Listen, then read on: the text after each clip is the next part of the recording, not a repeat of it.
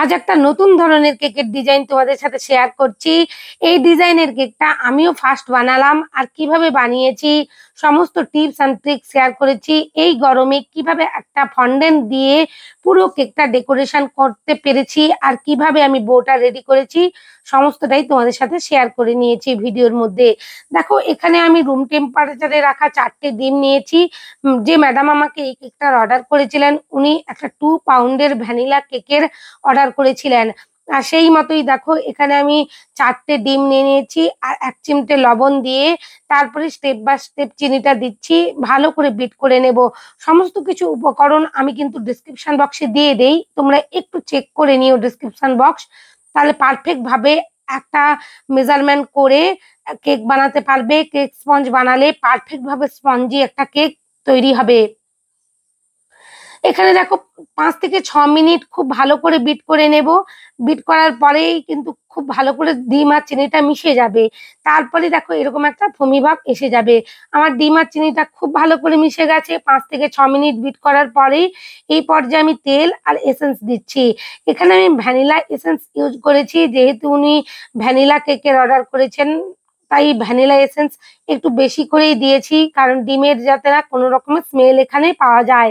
ভালো করেই কিন্তু ভ্যানিলা এসেন্সটা দিতে হবে। এরপর আমি কেবলমাত্র 6 থেকে 7 সেকেন্ড বিট করেছি। তারপরেই দেখো স্ট্রেনারের সাহায্যে ময়দাটা চেলে চেলে একই ডিরেকশনে আমি কিন্তু ঘুরিয়ে ঘুরিয়ে মিশিয়ে নিচ্ছি। কখনোই কিন্তু এলোপাথারি মেশানো যাবে না, একই ডিরেকশনে আর স্ট্রেনারের সাহায্যে ময়দাটা চেলে চেলে মিশিয়ে নিতে হবে। আমি এখানে দুবারে ময়দাটা দিয়েছি, তোমরা এখানে কিন্তু 3 থেকে 4 বারে ধীরে ধীরেই দিও। যারা নতুন কেক বানাচ্ছ, এই স্পঞ্জটা আনতে একটু অসুবিধে হচ্ছে, আমার কথাগুলো শুনে আর দেখানো ভিডিওয়ে দেখানো প্রসেস অনুযায়ী বানালে পারফেক্ট ভাবে তোমরা কিন্তু একটা নরম সফট স্পঞ্জি কেক বানাতে পারবে। দেখো, এখানে যেহেতু 2 পাউন্ডের কেক বানাতে হবে হাইটের, সেজন্য আমি 7 ইঞ্চির মোলটা চুজ করেছি। এখানে 7 ইঞ্চির 2টো মোল নিয়েছি, বাটার পেপার আর তেল দিয়ে রেডি করে নিয়েছি। আর হ্যাঁ, অবশ্যই কিন্তু ময়দাটা ডিমের ফোমের সাথে মেশানোর আগে আমি ওটিজি প্রিহিট করতে বসিয়ে দিয়েছি। তোমরা যারা গ্যাস ওভেনের মধ্যে কেকটা বেক করবে, অবশ্যই প্রিহিট করতে বসিয়ে দেবে। দেখো কত সুন্দরভাবে আমার কেকটা বেক হয়ে চলে এসেছে। এরপর আমি মোল্ড আউট করে নিয়ে 6টা লেয়ারে ভাগ করে নেব। 6টা লেয়ার, প্রত্যেকটা স্পঞ্জি আমি 3টে করে লেয়ার করেছি। উনি যে কেকের পিকচারটা আমাকে দিয়েছিলেন, সেটা একেবারে হাইটের একটা কেক ছিল। আর এই কেকটা সম্পূর্ণরূপে কাস্টমাইজ একটা কেক, কাস্টমারের সম্পূর্ণ পছন্দ অনুযায়ী আমি বানিয়েছি। আর উনি আমাকে যে ছবিটা দিয়েছিলেন, আগেই বললাম অনেকটাই উঁচু ছিল কেকটা, তো সেই অনুযায়ী আমাকে উঁচু করবার জন্যই 2 পাউন্ডের কেক সাধারণত আমি 8 ইঞ্চি বা 9 ইঞ্চির মোল্ডে বেক করি, কিন্তু এখানে 7 ইঞ্চির 2টো মোল্ড নিয়েছি, যাতে আমি 3টে 6টে এখানে লেয়ার কাট করে উঁচু করে করতে পারি।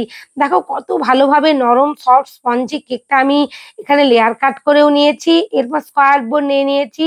উনি যে ছবিটা পাঠিয়েছিলেন আমাকে, সেখানে এরকম হোয়াইট কালারের স্কোয়ার বোর্ড ছিল, তো আমার কাছেও এরকম স্কোয়ার বোর্ড ছিল, তো আমি সেটাও ইউজ করে ফেলেছি যাতে একই রকম দেখতে হয়।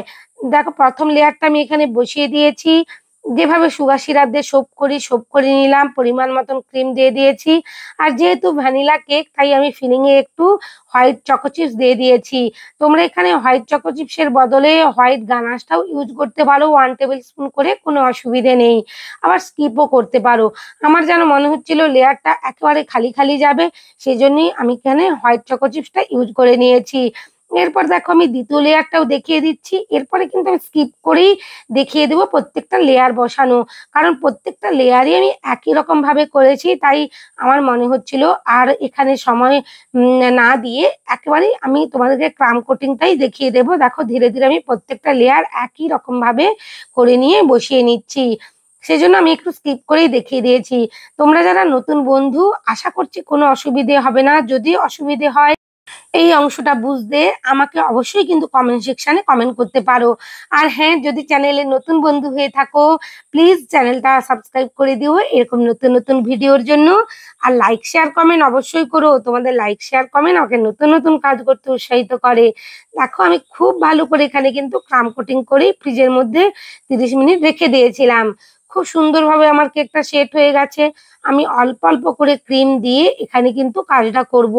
আর এই কেকটার মধ্যে কেবলমাত্র আ একটা বই ছিল, ফন্ডেন্টের ওই ডেকোরেশনটাই ছিল। আর বিশেষ কিছু ছিল না ডেকোরেশনে। কিন্তু ওই ডেকোরেশনটা বানাতে একেবারে হিমশিম কালঘাম ছুটে যাওয়ার মতন। কারণ এত গরমের মধ্যে ফন্ডেন্ট নিয়ে কাজ করা ভীষণই কষ্টদায়ক। এসির মধ্যে আমি একেবারে যত কম টেম্পারেচার থাকে এসি সেটাই করে নিয়েই কিন্তু কাজটা করেছিলাম। নাহলে ফন্ডেন্টের বোটা আমি কিছুতেই আটকাতে পারছিলাম না। দেখো এখানে আমি একটু টেকনিক ছোট্ট করে দেখিয়ে দিচ্ছি। কারণ এতটাই অ্যা বিপর্যস্ত হয়ে যাচ্ছিলাম বানাতে, বানাতে আটকাচ্ছিল না। অনেকটা বড় বো ছিল। তো সেটাকে আমি ম্যানেজ করতে গিয়ে আমি আর ক্যামেরা করতে পারছিলাম না। আর আমাকে বারবার ছবিটা দেখে কিন্তু কাজটা করতেও হচ্ছিল। দেখো এখানে কিন্তু আমি ধীরে, ধীরে বোটা করে নিচ্ছি। একটা অংশ আমার ছোট, একটা অংশ বড় হয়ে যাচ্ছে। দুটোই কিন্তু সমান করতে হবে। সেজন্য আমি আরেকটু রোলার দিয়ে বড় করে নিয়ে এখানে আমি কিন্তু ম্যানেজ করে নিয়েছি। আর ভেতরের অংশে আমি কিন্তু দেখো বেলুন দুটো দিয়ে দেবো। আরো বিভিন্ন রকমের ফন্ডেন্টের টুলস দিয়ে আমি এসির মধ্যে এটা ১ ঘন্টার মতন সেট করেছি। অনেক একেবারে লো টেম্পারেচারে এসির। তারপরেই কিন্তু এটা সেট হয়েছিল।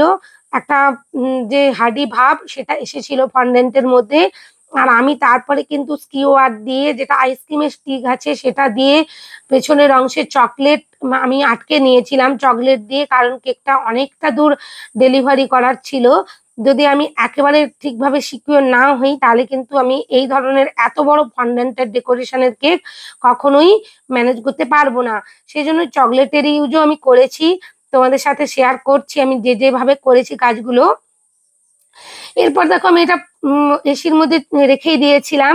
এরপর এইখানে ফন্ডেন্টের বোর্ড যে নিচের অংশটা থাকে একটা টাইয়ের মতন, তো সেটাই এখানে বসিয়ে নিয়েছি। দেখো খুব ভালো করে ফন্ডেন্ট, পিঙ্ক কালারের ফন্ডেন্ট রেডি করেছি আমি। হোয়াইট কালারের ফন্ডেন্টের সাথে পিঙ্ক জেল কালার মিশিয়ে এভাবে ফন্ডেন্টটা রেডি করে তার সেটা দেখো বেলে নিয়েছি, পাট করে নিয়ে এভাবে একটা বইয়ের যে আহ ফিতেগুলো থাকে সেটাই করে নিয়েছি। আর এপাশে আইসক্রিমের স্টিকের সাহায্যে আমি কিন্তু ভালো করে এসির মধ্যে সেট করে নিয়ে তারপরে এখানে বসিয়ে দিয়েছি ডেলিভারির জাস্ট আগের মুহূর্তে। আর দেখো ভেতরের অংশে একটু করে আমি মেল্ট চকলেট, হোয়াইট চকলেট দিচ্ছি। হোয়াইট চকলেটটা দেওয়ার কারণ এখানে যে আমি এই বোটা সেট করেছি, এই হোয়াইট চকলেটটা দেওয়ার পর আমি কিন্তু ফ্রিজের মধ্যে রেখে দেব কিছু সময়। ডেলিভারি দেওয়ার ১৫ থেকে ২০ মিনিট আগেই কিন্তু আমি কাজটা করেছিলাম। কারণ এটা আমি সেট করতে রাখবো। চকলেটটা সেট হয়ে গেলে তাহলে এই বোটা আর কিন্তু ডেলিভারি যেহেতু অনেকটা দূরত্বেই ছিল, কোনো রকমের নরম হবে না, পড়েও যাবে না। এই চকলেটটা কিন্তু এই ফন্ডেন্টের বোটাকে ধরে রাখবে। এজন্যই আমি এই কাজটা করেছি। এখানে দেখো আমি প্রথমে হোয়াইট চকলেট দিয়েছিলাম, তারপরে পিঙ্ক কালারের বইয়ের সাথে খুব একটা দেখতে ভালো লাগছিল না। তাই আমি আরেকটু পিঙ্ক জেল কালার, এখানে ক্যান্ডি কালার মিশিয়ে নিয়ে হোয়াইট চকলেটটা পিঙ্ক করে নিয়ে একটু লাগিয়ে নিচ্ছি যাতে একই সাথে বইয়ের সাথে মিশে যায়। সমস্ত টিপস অ্যান্ড ট্রিক্স তোমাদের সাথে আলোচনা করে নিলাম।